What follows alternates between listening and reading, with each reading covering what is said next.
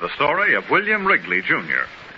In 1861, shortly after the beginning of the Civil War, William Wrigley Jr. was born in the city of Philadelphia. School and studies were all right for some people, but not for young Wrigley. He longed for a business career. He sold newspapers, worked in his father's small soap factory, but all this was uninteresting. At the age of 13, he hitched up the family horse and carriage and took to the road, peddling soap up and down the Atlantic coast. Then he headed west, arriving in Kansas City penniless. We find him working behind the counter of a dingy donut and coffee shop. Oh, what do you have tonight? Hello, Wrigley. Donut and cup of coffee. Oh, all right. Well, I haven't seen you in here for some time. No. You seem to be worried about something. What makes you think so? Well, I can tell by the way you're eating that donut. You You see that man at the end of the counter? Yeah. You notice how he eats? Just swallows his food whole. He's paying more attention to the newspaper than to what he's eating. I can tell he hasn't a worry in the world. What's that got to do with me? Well, you see, you're chewing harder, and you're sitting here sort of looking into space. I've noticed that people always chew the hardest when they're sad. That's foolishness. Oh, maybe. Well, I lost my job the other day. Oh, that's too bad. Yeah. I got a wife and kid. Say, I'm leaving here tomorrow. My father wants me to help him with his soap business back in Philadelphia. Of course, this isn't much of a job, but it pays $15 a week. Do you think I could get it? Well, I'll talk to the boss tonight. Well, thanks a lot. You know, you're a right smart youngster. Oh, not especially. I just keep my eyes open. You know, you can learn a lot in a place like this if you're observant. Watch people. Study them. Notice how they look. And how they chew? You know, it's a shame to waste such talent selling coffee and donuts. Oh, I guess it doesn't make much difference what your product is, as long as you can sell a lot of it. Of course, I'm no whirlwind in the donut business, and for that matter, I doubt if I'll ever be a millionaire peddling soap.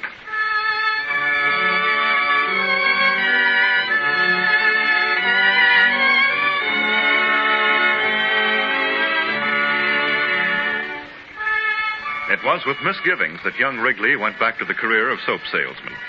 At the age of 24, he was married to Ada Foote, and in 1891 he settled in Chicago, acting as Western distributor for his father's factory. Several months later, in the dark warehouse behind his office, Wrigley is industriously ripping the lid from a newly arrived packing case. Bill, what are you doing? Oh, hello, Ada. Come here, see what I have. Well, what are they? Premiums. With each box of soap, I'm going to give away premiums. A coffee pot, box of pocket knives, fishing tackle, and some of this here. But you're selling soap, not pocket knives and fishing tackle. Well, that's true. But the customers don't seem to want our soap. It's a necessity, true. Everybody should use soap, but for some strange reason, we can't sell it. Now, your father will be furious if he hears about Why? Think of the appeal it'll have. Free. With every 5 boxes of soap, we're giving away a lovely meat grinder. William Wrigley, sometimes I believe you're not quite balanced. Now, what have you got there? Oh, this, my dear, is chewing gum. We'll give this away, too. I bought it from the Zeno Company at half price. You think people will buy soap just to get something to chew?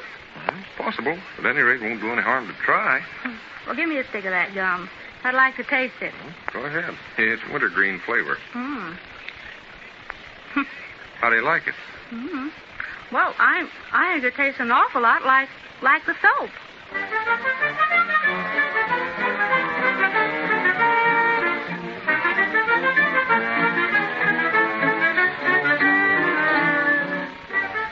Ada, big news. I was right about those premiums. They're going like wildfire, especially the chewing gum. I've received about 1,000 orders for more chewing gum. But how about the soap? We're through selling soap. From now on, we're going to concentrate on chewing gum. I intend to make it myself. And believe me, the gum I make won't taste like soap. Well, you don't know anything about making chewing gum. No. I've investigated the Zeno Company, and I found out how they manufacture the stuff. They use spruce and paraffin all mixed up like dough, and then they roll it and cut it into sticks. Well, you think you can make it? Yes, but I intend to make chicle the main ingredient. Well, what's chicle? It's a gum obtained from a South American tree. Well, supposing this gum wouldn't sell. Why, it's bound to sell. We'll offer more premiums, more fishing tackle, and coffee pots. That's the way to make things sell. Let the world know you're alive. Advertise.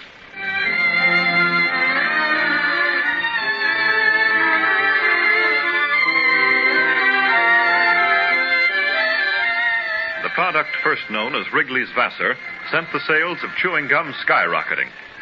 Along with the increasing production, William Wrigley's fortune mounted higher and higher until, in 1911... Well, gentlemen, the deal is closed. The Zeno Gum Company is now my property. It's a fair price, Mr. Wrigley. $250,000. And it makes you the world's leading manufacturer of chewing gum. Yes? Yes, I suppose I'm at the top now. Well, it's a good position to be in, and a hard one to keep. You will stay there, Mr. Wrigley. Well, good day. Good day. And good luck to you, sir. Thank you very much. Goodbye. Bye. Well, that deal's over, Stuart. Yes, sir. My congratulations, sir. I believe it was a very wise move. So do I. Although I could have bought the company 15 years ago for 1/100th of that price. Yes, but you thought it would be better to spend the money on advertising. Say, I've got an idea. Hand me that telephone book, please. How many people do you think are listed in this book? Oh, thousands. And addresses for every one of them. I'm going to send a package of our chewing gum to every person in this directory. But, sir, do you realize how much that would cost? Certainly, but it's good advertising. But in view of the fact that you've just paid out $250,000... Look, I made this business what it is because of one thing, advertising. I know, sir. Advertising is like running a train. You've got to keep on shoveling coal into the engine. Once you stop stoking, the fire goes out and the train slows down. The Wrigley Company is under full steam now, and, man, we're going to keep stoking.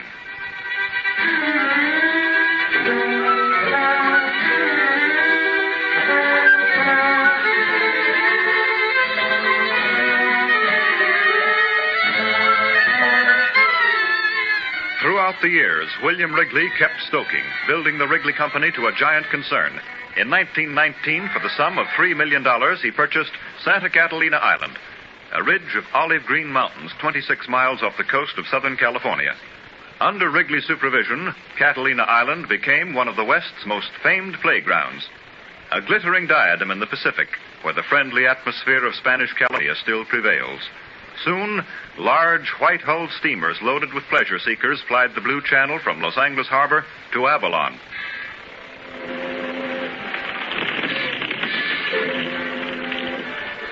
Hey, Jim, come over here.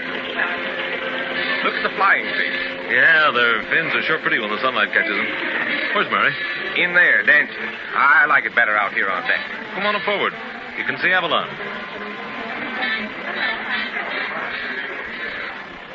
You know, those seagulls have been following us all the way from Wilmington. Wow, did you see the pelican grab that fish? Snatched it right out of the water. Well, birds always follow the boats. They know the passengers will feed them. They're scattering now. Say, here comes a plane. Big one, too. It's the regular passenger plane to Avalon. Folks can't wait to get there, so they go by seaplane. Oh, that's Avalon right over there. The round white building is the dance casino. Did Wrigley build all this? Yeah, every bit of it. Avalon used to be a port for Spanish galleons. They came here to escape pirates. The Indians called it the Bay of the Moons. What's over on that far ridge? It looks like a goat. Catalina's famous for its wild goats. The Spaniards left them here about 300 years ago. There's a herd of buffalo on the other side, but a movie company left them. Well, we'll be ready to land pretty soon. Come on, I want to get on that side. Maybe I can see Bill Wrigley. They say he likes to meet the boats. You can get through easier this way. But first you've got to find Mary.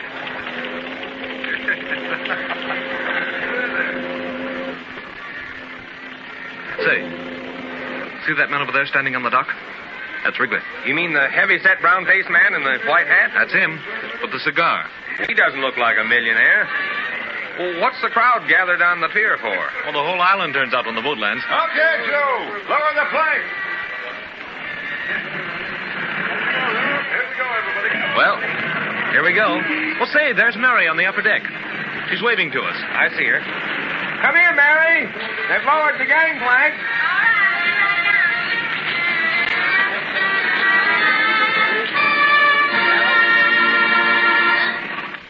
Catalina Island, with its swaying palms, glass-bottom boats, and tropical sunshine, a resort made possible by William Wrigley's millions. And along with the development of Catalina, the Wrigley Company's profits mounted higher. Then, in October of 1929, the ticker tapes began to unravel an ominous message. Stocks were declining. America was facing the worst business disaster in its history. Factories closed. Men were thrown out of work, forced to roam the streets, hungry and homeless. Mr. Wrigley, I'm from the Associated Press. I'd like to have an interview. Oh, yeah, certainly. Take a chair. Thank you. Is it true that you're going to give $100,000 to the relief drive? Well, seeing as I made out the check a few hours ago. $100,000 is a lot of money. Well, I guess I can afford it. I'm turning that big building on the west side over to the Salvation Army as sleeping quarters, you know. There aren't many men nowadays with cash to give away. Would you mind telling me how you managed to make that much money? Your secret of success? Well, yeah, it's no secret. You see, what I've accomplished has been done because they make me happy, and I've enjoyed every moment of the battle. Yeah, I have made a lot of money, but, young man, I've only got 3 suits of clothes, a place to sleep, meals a day, and a bathtub. Well, of course, maybe it's a little bit better bathtub. But this depression, has it affected the chewing gum business much? Oh, not much. You see, everybody feels pretty sad right now. And I've found out through past experience that people always chew harder when they're sad.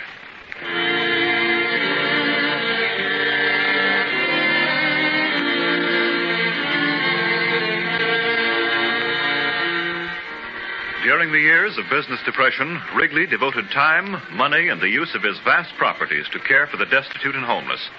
In January 1932, the world was saddened by the passing of William Wrigley Jr. at the age of 70.